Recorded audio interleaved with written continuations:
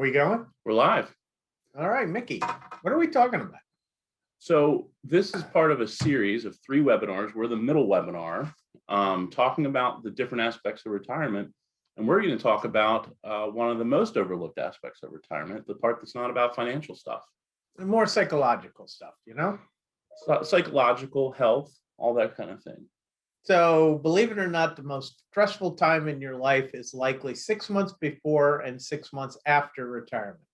We're creatures of habit, Michael. Yep. And when you stop doing something you've done for 40 or 50 years and that supported your life, and then all of a sudden you say, I'm just not going to do that.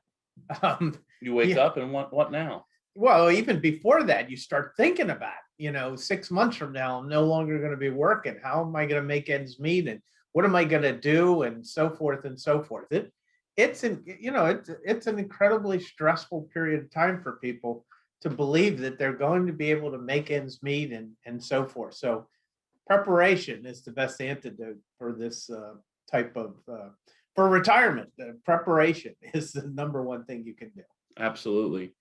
The other webinars and things we talk about a lot is going to do a lot of that preparation on the financial side. But I think one of the most important questions to ask yourself that can help guide some of these other things that we're going to talk about is, why are you retiring? What are you retiring to do? What is the goal of this change that you're going to make? And depending on what that goal is, that may change exactly, exactly what other decisions you make, or what retirement looks like for you. Because retirement doesn't have to look like the commercials. It's not a bathtub on a beach. There's not everyone has a sailboat. It's ridiculous, and even if you did, it doesn't necessarily mean it'll give you satisfaction. Might be cool. It's like a brand new car. It feels great for like the first week. Mm-hmm. And then after that, it's just the like, same car. Okay, same car. No big deal, car. But some people, Mike, are in a job where it's just psychologically killing them, and they have to retire. They have to figure out either to move on, do something different, or retire. And but you're right. You can't just, say, oh, I'm going to retire. But what is it? What's it all about? It's more than just not having to work where you're working. I've heard that in other countries, this isn't always as evident as it is here in the United States, but self-identity in the United States has largely centered around what you do for a living and what you do for work. So the problem is when you decide that, okay, it's go ahead and time to stop that, you've got to refine what is yourself, who are you, what are you about, what do you do now that you don't do what you did before. And that's, something that a number of retirees face, is this idea of, who am I now that I'm not what I did? Yeah, a lot of people would think that I, would really have a hard time retiring because I wouldn't be, this financial advisor and doing the radio show and stuff like that. But I'd have no problem if I really wanted to just retire. I don't tie my identity to what I do. But I know a lot of people do. My father definitely was, and when he was no longer able to do it, he struggled with it, being the lawyer that he was and so forth. Yeah, absolutely. So one of the first questions to ask is, do you have to stop working in retirement? No, you don't have to stop working in retirement. No. What it's proven is long-term, folks who re-employ themselves in one way or another are healthier. The fact that they're keeping a rhythm, they're not being sedentary, and they're getting mental exercise. More than just golf or fishing or traveling or whatever. Those are good things. So many clients find alternatives to retiring. So in some situations, it may be the case that they reduce their hours of whatever they're doing, or they focus on a specific aspect of something they did in the past. In some cases, they become consultants for the companies they work for, because when they leave and their experience leaves, companies do experience some loss. So exploring the idea of not just defaultly saying, hey, I'm retiring, so that means I'm not going to work anymore. The other thing that I've found really enjoyable is watching some clients who, maybe they worked for, 30 or 40 years as a doctor or a lawyer or, running their own company. But in retirement, they take on some job they always wanted to do, like working at the fishing center. Mhm. It's not really a monetary thing for them. It's, if they didn't have to worry about making the incomes they made, what would they have done before? And they take opportunities to look at those types of careers. Yeah, I've seen people, like become a starter at a golf course. And, if they knew what that person did before, they'd be Right. shocked. It's like, but they enjoy it. They figure, hey, this is a way to get out, and and so forth. So T. Rowe Price said it well, practice retirement. Before you actually go into retirement, practice retirement. Do something, slow down and then practice and see what you're going to do on Saturday. You could, because now Saturday is Monday through Friday too. Yep. Yep. Absolutely. Absolutely. So another sometimes overlooked option for when you're, looking at stopping work at what you've been doing is people look at their charitable interests, and in some cases will take on roles in organizations focused on that charitable interest, whether it be fundraising or volunteering. Having an idea of things like these that you might want to pursue is another really helpful tool to prepare for retirement. Yep. We have a couple clients that have started charities after they retired, and just love every minute of doing it.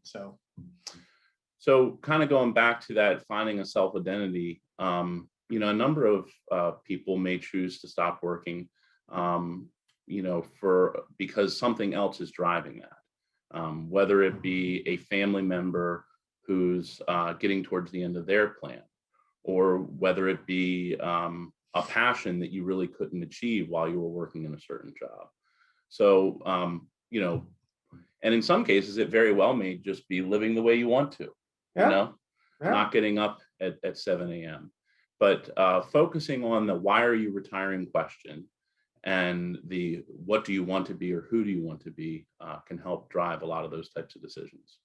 There's no doubt about it. So, and that's important that you have that thought out going into retirement. Just not just the money, but what are you going to do? What's your passion?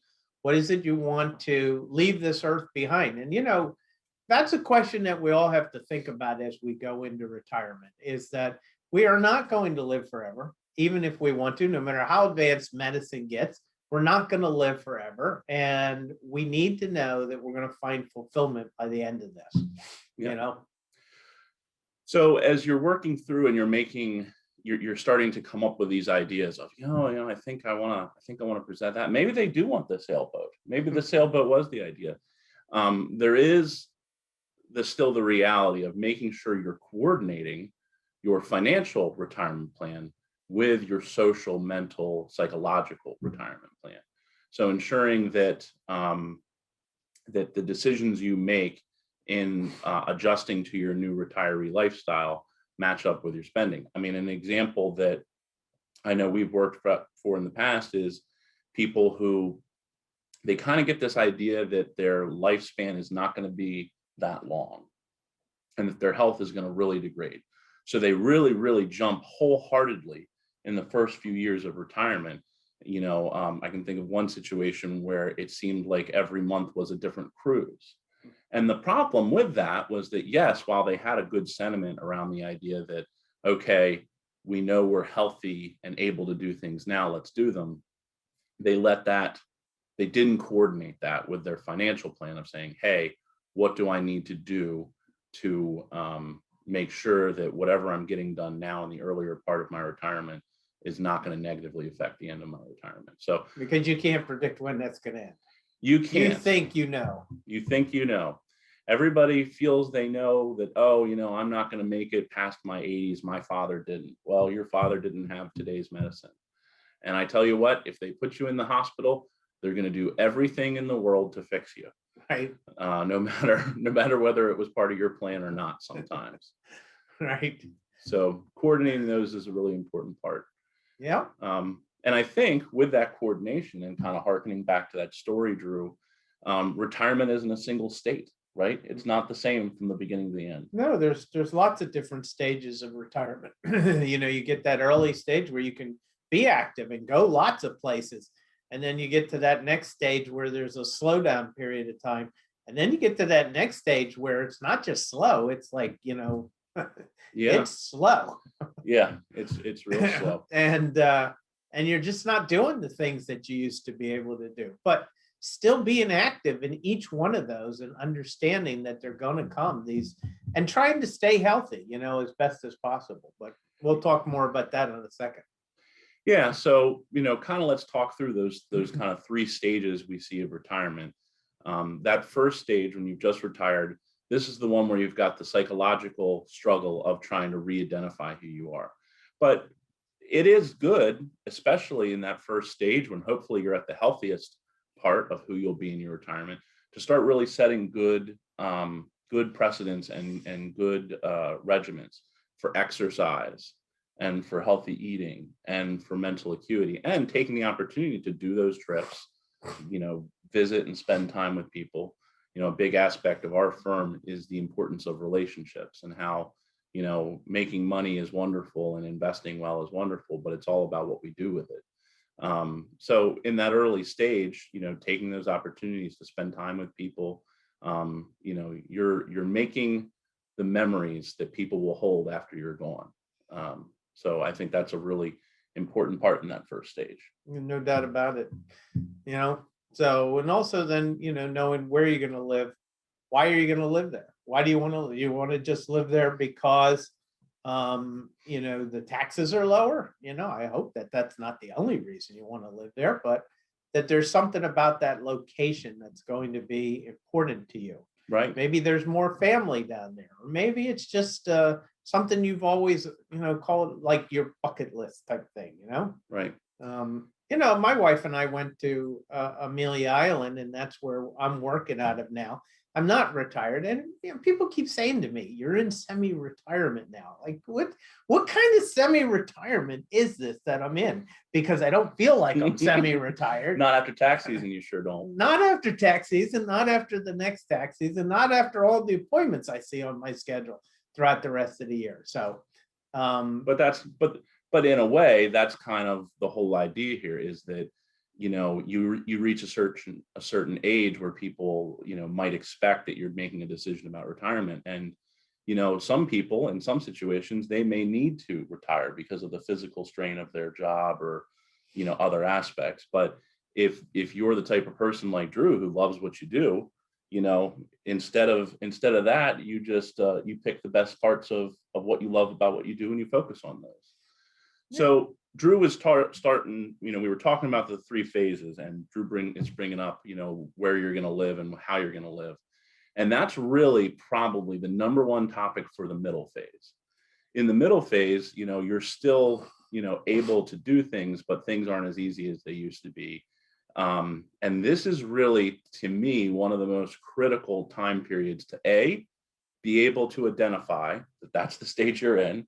Everybody's in denial for a long time about that one. And B, taking the opportunity to control your future, because this is the stage, in this middle stage, where you're starting to slow down, where it's your opportunity to decide where and how you're going to live.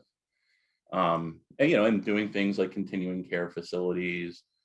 You talk a lot about the retirement homes of the future. Yeah, well, too many people keep thinking that they're going to just stay in their house, and that's what they want. And I tend to find that in my experience, and I have 40 years of experience of watching people retire and go through these stages of life, they almost always feel that living in their own home is what's going to make them the happiest. But I have found that anytime they leave their house and go into assisted living facility or a independent community or whatever, even a full long-term care facility, the client has always become healthier and more, everything about their health has improved dramatically. Yeah. My mother, same thing, over and over for 20 years. We talk about going to an independent when my father was alive. A year after my father passed away, she finally decided she was going to go there. And there was a dramatic change in her life when she went there. Yeah. So it's an important decision that you look at moving into a community where there's a lot more services provided. And your point is that my statement is that the independent communities of the future are going to be more like a cross between a Marriott and a university than they are what you think about when you hear independent living community. You think about that building that your parent was living in, where there are a bunch of people in walkers and so forth, and there were, and it just looked like Hospital feeling. a very hospital-ish feeling and so forth. Places of the future are going to be more like resorts. They're going to be more like universities, and they're going to be far more dynamic than they've ever been in the past. And that's what the baby boomers are going to want. That's what they're going to give them too. Yeah, and if you are proactive and you recognize that you're in a space where you can make the decision, then great, you get to choose. But if you wait too long, somebody else gets to choose. And they got to do it in a panic situation. Right. And it becomes what's available versus where do I want to be. It's not a good thing. That's not a good situation. So one of the things that we've peppered throughout this is the fact that a lot of these decisions and a lot of these mentalities are going to affect your health and your long-term ability to prosper. One of the things that we recognize is that as things get harder, there's a tendency to stop. But the problem is once people stop doing, so what am I talking about? I talk about, part of your retirement plan needs to include a health plan. It needs to include exercise. It needs to include mental agility in some form or another, whether it be continuing to work or taking on a hobby. But one of the things that we've recognized with clients is that when those things start to get hard, the clients who stop make everything hard, because that stopping of those patterns, rather than just adjusting them or slowing them in some ways, the stopping is what creates kind of the cliff of downturn for health and mental health. So successful retirees, meaning the clients we work with that are getting into significantly advanced ages, but are still really living their great lives, they have an exercise regimen and they have activities to make sure they're keeping their brain engaged and not just letting the news run 24/7 in the background. Yeah, so a great example, what you mean by there's a tendency, to stop, and then stopping makes everything else hard. I mean, just think of the whole concept where if you use a muscle and you use a muscle, it's just using a muscle. But if you stop using that muscle and then a year later you use that muscle, snap. Well, not only snap, but it can just create an incredible amount of pain because you just haven't used that muscle in so long, and it takes a while to limber it up and so forth. And that's what you mean by, keeping the things flowing, keeping the motion, keeping the exercise routine going, even if it's not as vigorous as it used to be when you were younger. Right. It's still important, very important. And part of that keeping things going is keeping going with socialization. Probably one of the number one downfall factors we see when clients decline is the fact that they are by themselves in a home, and they become less and less social, less and less engaged with other people. And that's also, even if there's one coming into the house, to help, there's somebody there, it's just one individual. And I think you're right that's why going into a facility brings so much more socialization. What my mother used to do in the house by herself, and now she goes out in the hall and she sees this one and she sees that one, and she goes downstairs and she plays bingo and she plays blackjack, and they don't play for money though, Mike. That's what they tell you. That's true. She plays bingo. She won big. She told me once, $11. $11. That was the biggest winner in like the last year. $11. Good. So, another part of as we get towards that middle and late stage of retirement, that it cuts close home to me. There was an article I wrote a number of years ago after a situation I went through. But another thing that you need to plan for is your junk. People have a lot of stuff that you just moved. You figured out how much stuff you have. I gave away so much stuff. It wasn't funny, but, and the funny thing is your kids don't want it anymore. Yeah, well, the important part is to figure that out, Yeah. right? Like figure out what of your stuff you're still using, what of your stuff you're not using anymore, and whether or not your family actually wants that. And especially, I think this is true when it comes to items that are important to you, but you realize they're not going to be important to your kids. The best thing you can do for those items, if you really do care about them, get them to someone or somewhere where they are cared about. That was a real struggle for me. My mother, when her parents passed away, just took in everything. And I remember it took up most of our house growing up because she wouldn't get rid of it. Well, then when it was my time to do it, I was in a panic situation, and there's antiques, but listen, I can't pay to keep storing antiques. So you got to go through that stuff. So, reduce whenever you can. If you're not using something or an item isn't bringing you joy anymore, get it to somewhere where it can. Yeah.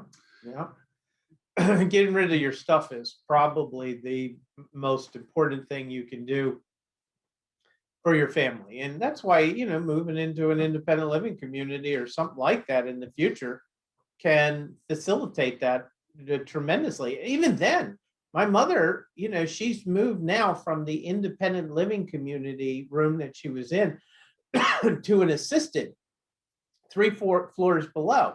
And that even was difficult. Right. Change is hard. Well, but there's a lot of stuff that she put into that first unit. Oh, right. And then the second unit, but so she went from the house, which was an immense amount of work, to the unit, now down to an even smaller unit, and the paring down the stuff is still hard. So, do your best to, pare that down as much as possible. So I think the final topic we want to talk about the non-financial aspects of retirement is really about, what's the point in this time of your life? What is the main point? And, while you were working, you had all these obligations. And then on top of those obligations, you had to handle whatever else you needed to do when you got home from work. And you now have the gift of time. Yeah. So what are you going to do with it? And the best answer is to build your relationships. Really focus on the fact that you have this time. Time is fleeting. It will run out. So spend that time trying to get fulfillment out of your relationships and building relationships. Some of the considerations, though, that we see with clients that have to be really considered is as they start spending more time on their relationships, sometimes they start spending more money on their relationships. Yeah, well, it's the cats in a cradle, the guy's working and the little kid wants to be with his father. Yep. And then, finally the father's older and he's retired and he's seeing the end of his life, and now he wants to be with his son, but the son's now working. Yep. And so forth. So what's the father do in a lot of those situations? He starts spending money to try to encourage them to want to spend time with them. And that isn't a healthy relationship. That's not it doesn't mean you're not going to spend money on your kids, but you got to figure out how to make sure that it's a healthy relationship. Sure. Well, and really both is true, because on one side, someone may feel like, hey, I'm not making any more money. I'm in retirement. I've got to hold on to every penny I have. They'll get it when I'm dead. And the problem with that mentality is that you're not getting to see the value of what you worked for go to work. So I think really it's balancing the good you can do with your money in retirement, with the security of making sure you're taking care of yourself for retirement, and then also ensuring that the money that you choose to spend on your family doesn't create new problems for your family. And also giving them money and being able to see what they're doing with it. That's a very healthy thing too. So, like my father, when he was 71 years of age, or on his 70th birthday, he decided to give his age times $100 to every single one of his grandkids' 529 plan. college savings plan. And so he started to do that every year. Every one of his grandkids got his age times 100. And each one went to college. And the last party we had before he died, each one of those grandchildren said to him, as sincerely as you could ever imagine, Grandpa, I want to thank you for what you did to help us go to college. And I never had a nickel of debt. And to him, that was, knowing when he passed away a year later, that to him was just joy overflowing. Yeah. Yeah. So as we wrap up this conversation, I think what we want to really talk about is the fact that as you make your plan for retirement, realize the benefit of the time. And when you look at the portfolio you've accumulated, think about how it can be best used to keep you safe and to help you build your relationships. Yeah, because that's where fulfillment comes, is in relationships that we have, and the things that you've accomplished in your life. As I like to say, a legacy is the amount of inspiration and aspiration you've placed into the next generation to move into and help mankind be better and better than it could ever be. And what you lay down into that younger generation, and then they go forth and bring it to a greater place. And that's Absolutely. The greatest legacy you could ever have. Yeah, absolutely. Well, we hope that you found this useful, and we hope you see the other two in this retirement series. All right. And I'm not retired, Mikey. I know. Trust me. I know.